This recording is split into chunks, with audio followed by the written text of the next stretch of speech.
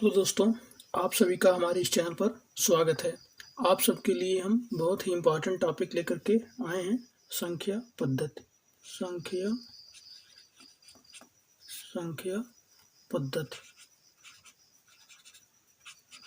पद्धति बहुत ही important topic है आप सबका, जिसको अंग्रेजी में बोलते हैं नंबर सिस्टम।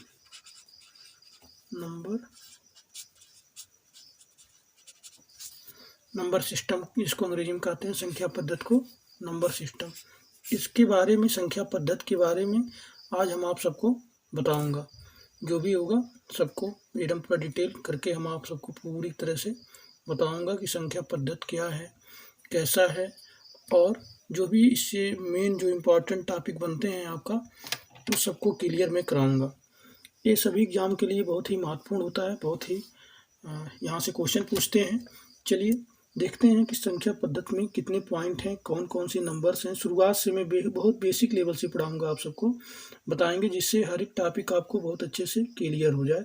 और सभी एग्जाम के लिए, चाहे आप स्कूल में पढ़ाई करते हो, कॉलेज में पढ़ते हो, या कोई कंपटीशन का एग्जाम, प्रतियोगी परीक्षा का एग्जाम देते हैं, नौकरी लेवल का, कहीं भी सब जगह संख्या पद्धति क्या है, इम्पॉर्टेंट है। बहुत ही शुरू से हम पढ़ाएंगे बेसिक लेवल से।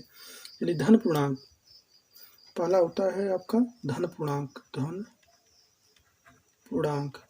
अब देखिए धन पूर्णांक क्या होता है, इसके बारे में देखिए, देखते रहिए, समझते रहिए, उसके बाद चलते रहिए एक एक करके।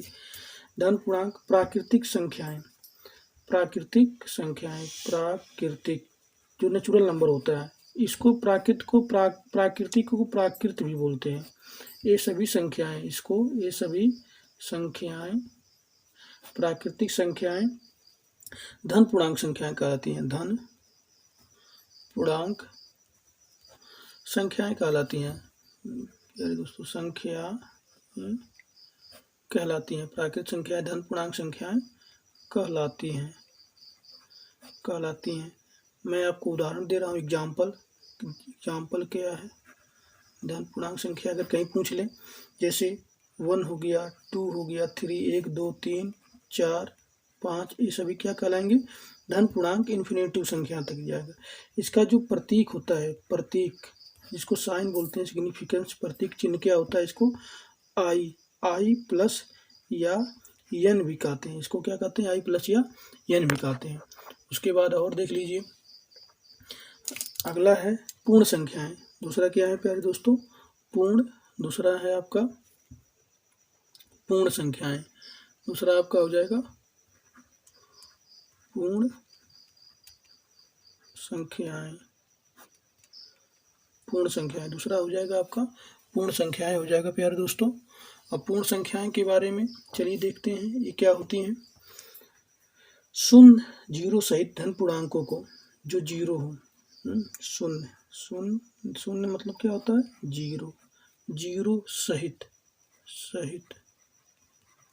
जीरो सहित धन पूर्णांकों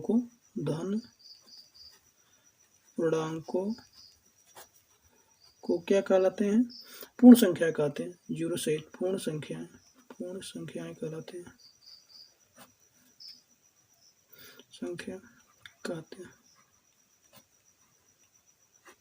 जैसे एग्जाम्पल अगर हो जाएगा, अब जीरो सहित ले लेना सभी लोग एग्जाम्पल के रूप में। 0 हो गया, 1 हो गया, 2 हो गया, 3 हो गया, 4 हो गया, 5 हो गया, इसी तरह से अनंत तक जाएगा। 1, 2, 3, 4, 5, 6, 7, ये सब क्या हो जाएंगे, पूर्ण संख्याएं कहलाएंगे। और चौथा देख लिया जाए, तीसरा देखा जाए, तीसरा क्या है आपका, तीसरा है ऋण पूर्णांक। तीसरा क्या है, ऋण पूर्णांक। प्यारे दोस्तों, ऋण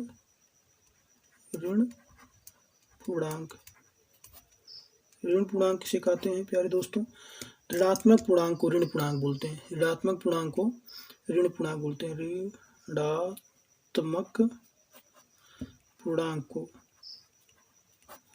पूर्णांक को ऋण पूर्णांक कहते हैं। ऋणात्मक पूर्णांक को क्या कहते हैं, ऋण पूर्णांक कहते हैं।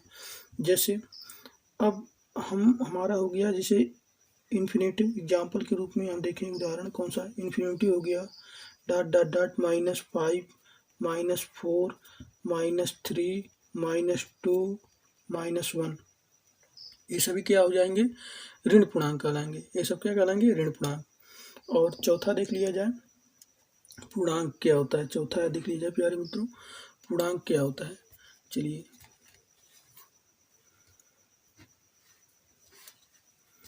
चौथा आपको लिख लिया जाए, पूर्णांक। पूर्णांक क्या होता है, पूर्णांक किसे कहते हैं। अब देख लीजिए, ऋण पूर्णांक था शून्य तथा धन पूर्णांक। इसमें ऋण भी पूर्णांक होंगे, ऋण पूर्णांक और शून्य, शून्य और प्लस धन पूर्णांक, धन पूर्णांक। ऋण पूर्णांक शून्य और धन पूर्णांक, ऋण पूर्णांक शून्य और धन पूर्णांक, ऋण पूर्णांक शून्य और धन पूर्णांक, ये सब क्या मिल करके क्या कहलाएंगे, पूर्णांक कहलाते हैं। ये सब मिल करके क्या कहलाते हैं, पूर्णांक क्या कहलाते हैं प्यारे मित्रों।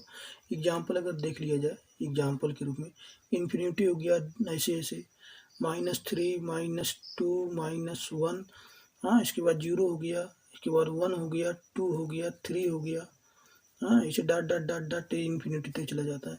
ये सभी मिल करके क्या बोलते हैं, पूर्णांक बोलते हैं। इसको इंटीजर भी बोलते हैं, क्या बोलते हैं, इंटीजर भी बोलते हैं, पूर्णांक भी बोलते हैं। सम संख्याएं, बहुत ही इंपॉर्टेंट टॉपिक आ गया आपका, सम संख्या। सम संख्याएं, संख्याएं, सम संख्याएं, इवन नंबर जिसको इंग्लिश में बोलते हैं, इवन नंबर। सम संख्याएं, जो संख्याएं 2 से विभाजित हो जाती हैं, जो संख्याएं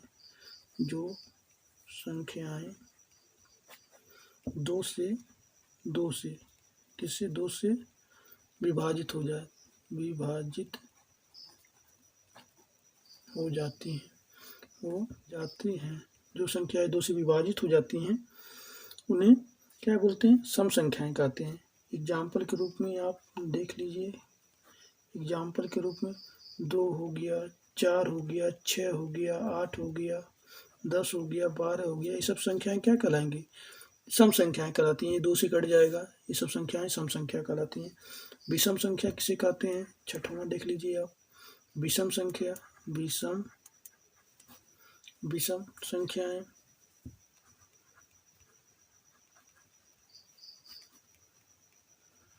विषम संख्याएं किसे कहते हैं प्यारे मित्रों, जो संख्याएं 2 से विभाजित नहीं हो पाती हैं, जो संख्याएं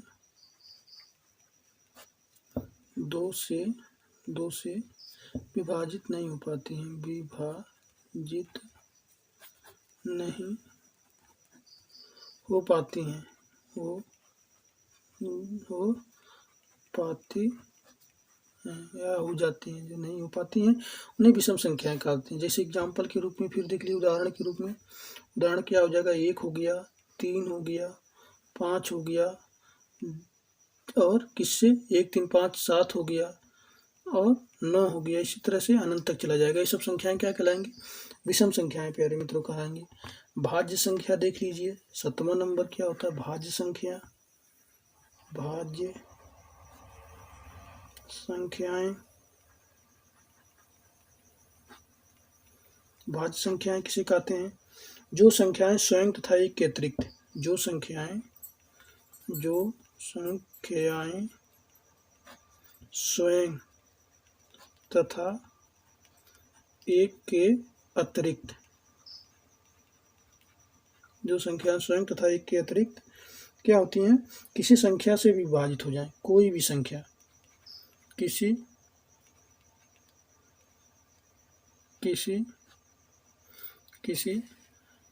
भी संख्या से विभाजित हो जाए, किसी भी संख्या से विभाजित हो जाती हैं, हो जाती, किसी भी संख्या से विभाजित हो जाती है।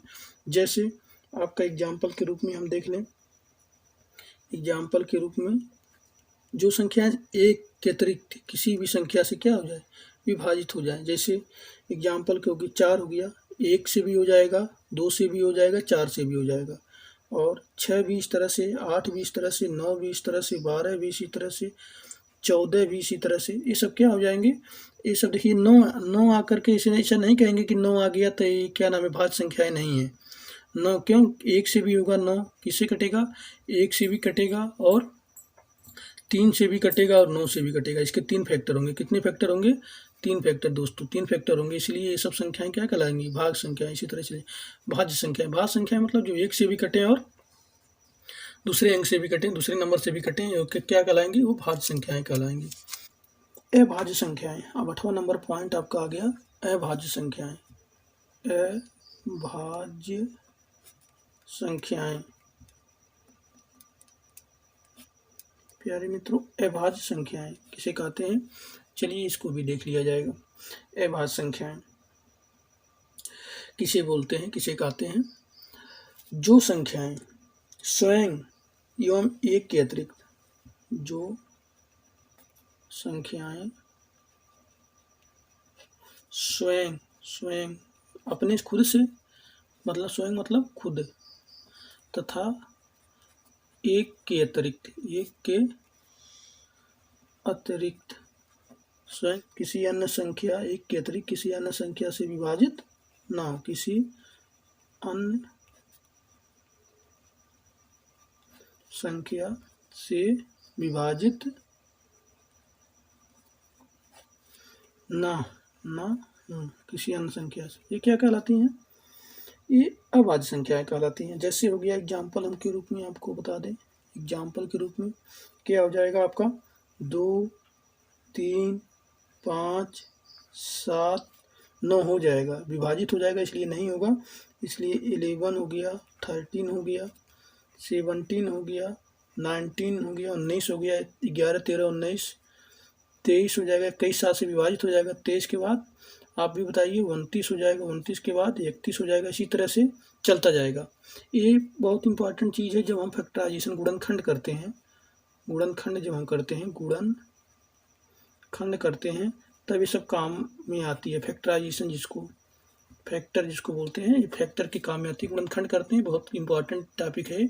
वहाँ पे काम में आपको बहुत इंपॉर्टेंट देता है, बहुत ही इंपॉर्टेंट रोल अदा करता है। अभाज्य संख्याएं। उसके बाद आता है सह अभाज्य संख्याएं। 9वां जो है प्यारे दोस्तों, सह अभाज्य संख्याएं। सह अभाज्य संख्याएं। सहभाज्य संख्याएं। जैसे सहभाज्य संख्याएं के बारे में, वह संख्याओं का युग्म। सहभाज्य संख्या से होता है संख्याओं का युग्म। संख्याओं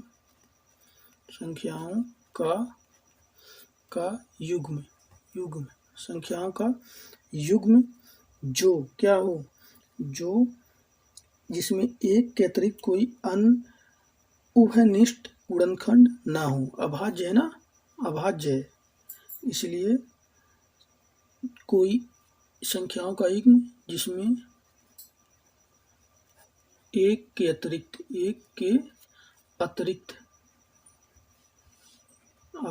कोई अन्य गुणनखंड न हो, अन्य गुणनखंड ना हो वो सब क्या कहलाएंगे? सहअभाज्य संख्याएं कहलाएंगी। जैसे हम आपको ले लें 3, 5 हो गया, 5, 11 हो गया, और कोई भी चीज़ 2 और 3 ले लें, और कोई भी ले लें, 2 और 5 ले लें, 7 और 11 ले लें। ऐसा युग्म जो एक के अतिरिक्त, एग्जाम्पल एक के रूप में है, जो एक के अतिरिक्त किसी अन्य संख्याओं से क्या हो? विभाजित न हो, किसी अन्य संख्या से विभाजित न हो। जैसे 3 से 1 से भी हो जाएगा, 5 से भी होगा, ये 2 से नहीं होगा, और 3 खुद से कटेगा, एक खुद से कटेगा, इसीलिए दूसरा और कोई कॉमन फैक्टर इसमें नहीं आएगा। एक के अतिरिक्त कोई भी और कॉमन फैक्टर नहीं आएगा, मतलब दूसरी अंक से नहीं कटेगा। एक से काट लीजिए, 2 1 से कटेगा, 1 से 5 भी कटेगा, लेकिन ये सब दोनों और किसी अंक से नहीं कटेंगे जो दोनों का कॉमन फैक्टर हो, नहीं होगा। अब परिमेय संख्या किसे कहते हैं? 10वां आप देख लीजिए, जो बहुत इंपॉर्टेंट टॉपिक होता है, परिमेय संख्या। प्यारे मित्र, परिमेय संख्या जिसको बोलते हैं हम क्या बोलते हैं? रेशनल नंबर भी कहते हैं, RATIONAL, रेशनल नंबर। इसलिए हम इसका अंग्रेजी भी बता दे रहे हैं क्योंकि बहुत इंपॉर्टेंट टॉपिक होता है, सब जगह पूछता है। परिमेय संख्या हाई स्कूल के बेचारे लड़के समझते थक जाते हैं, लेकिन सही समझ में नहीं आता है। चलिए यहाँ पे बहुत आसानी से आप सब समझ जाएंगे। और सभी कंपटीशन में भी पूछता है, चाहे टेट हो चाहे सीटेट हो या कोई भी कंपटीशन हो जाएगा, वहाँ सब जगह ये सब पूछता रहता है। इसको पी बाई क्यू के रूप में फॉर्म में हम लिखते हैं, पी बाई क्यू के फॉर्म में लिखते हैं। चलिए इसको देखा जाए और आसानी से समझा जाए। परिमेय संख्याओं पी बाई क्यू के रूप में जो संख्याएं लिखी जाती हैं, पी बाई क्यू के रूप में जो संख्याएं क्या लिखी जा सकती हैं,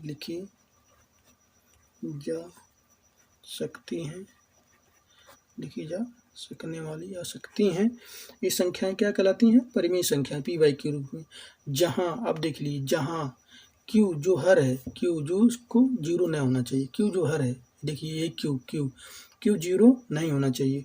और भी देखिए, पी तथा क्यू क्या हो, दोनों ही पी और क्यू ये सब पूर्णांक हो, ये क्या हो? पूर्णांक हो। मैं बता दिया हूँ पूर्णांक क्या होता है। ये सब पी और क्यू क्या हो? पूर्णांक हो, ये सब होती हैं। और ये जो जीरो है मतलब जान ही रहे हैं, सुनना हो। जैसे एग्जाम्पल के रूप में अगर हम देख लिया जाए, एग्जाम्पल के रूप में जैसे अगर देख लिया जाए प्यारे मित्रों, क्या हो जाएगा आपका?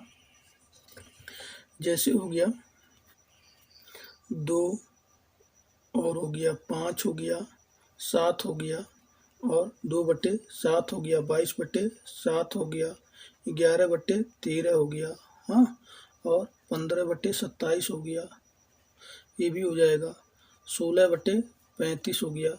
मतलब ये भी, अभी मान लीजिए अगर कोई कह दे कि 2 फ्री है, एक ऐसी परिमेय संख्या होंगी, तो उसको कहेंगे कि हमारे सर जो हैं वो बताए हैं कि ये परिमेय संख्याएं होती हैं। क्यों होती हैं परिमेय संख्या? क्योंकि 2 को 2/, हम क्या लिख सकते हैं? 1 लिख सकते हैं। 5 को 5/1 भी लिख सकते हैं। 7 को 7/1 लिख सकते हैं, कोई भी अंक। इसलिए पी बाई क्यू के फॉर्म में हो जाए कि नहीं, अंश बटे हर के रूप में होगा कि नहीं। परिमेय संख्या मतलब अंश बटे हर के रूप में, परिमेय संख्या मतलब क्या होगा? अंश बटे हर के रूप में होगा प्यारे दोस्तों। चलिए और देख लिया जाए, परिमेय संख्या अंश बटे हर के रूप में होता है। और आप सबके लिए बहुत ही इम्पोर्टेंट और भी टॉपिक जो हैं, अपरिमेय संख्याएं किसे कहते हैं। अभिग्रहवा आ गया आपका अपरिमेय संख्याएं। अपरिमेय संख्याएं देखिए, दोनों जब पढ़ लेंगे एक साथ में पढ़ लेंगे, परिमेय संख्याएं और अपरिमेय संख्याएं, इरेशनल नंबर बोलते हैं,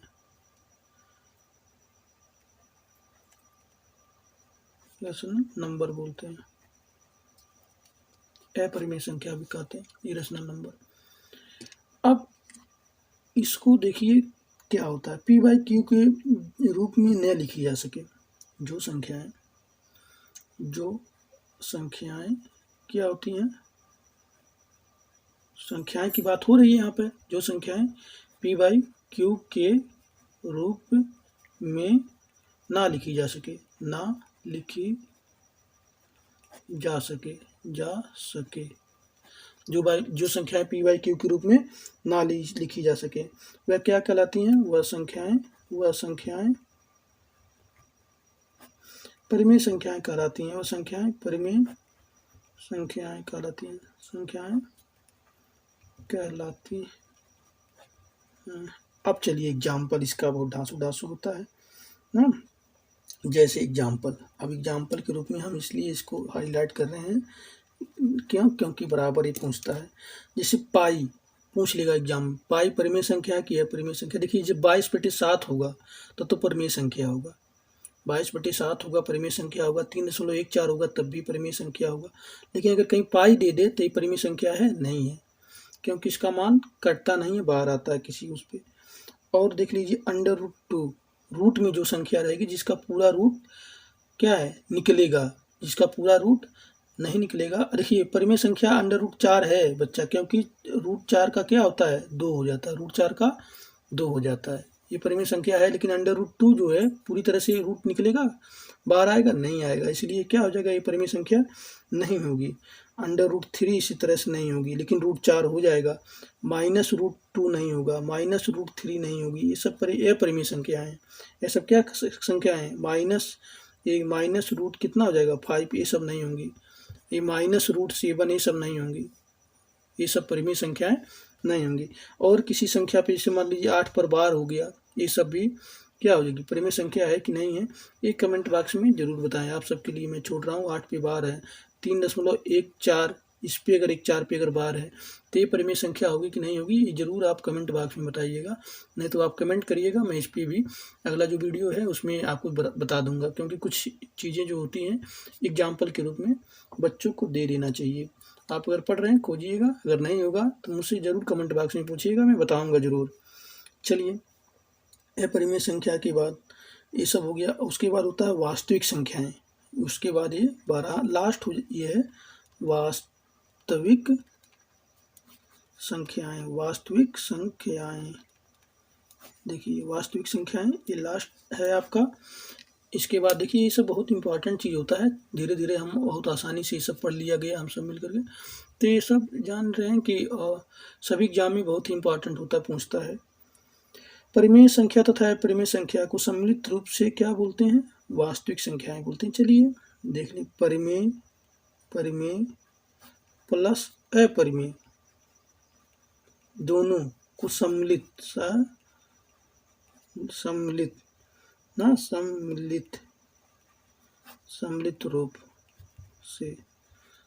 रूप से इनको क्या बोलेंगे, वास्तविक संख्याएं बोलेंगे। जैसे अगर मान लीजिए -1 हो गया, -2 हो गया, या 2/3 हो गया, या -4/7 हो गया, या पाई हो गया, या -2 हो गया, √2 हो गया, √3 हो गया, √5 हो गया, या 3.14 पे जो कह रहे हैं बार हो गया, या 9.6 पे बार हो गया, कुछ भी, ये सभी क्या बोलेंगे, वास्तविक संख्याएं कहलाएंगे।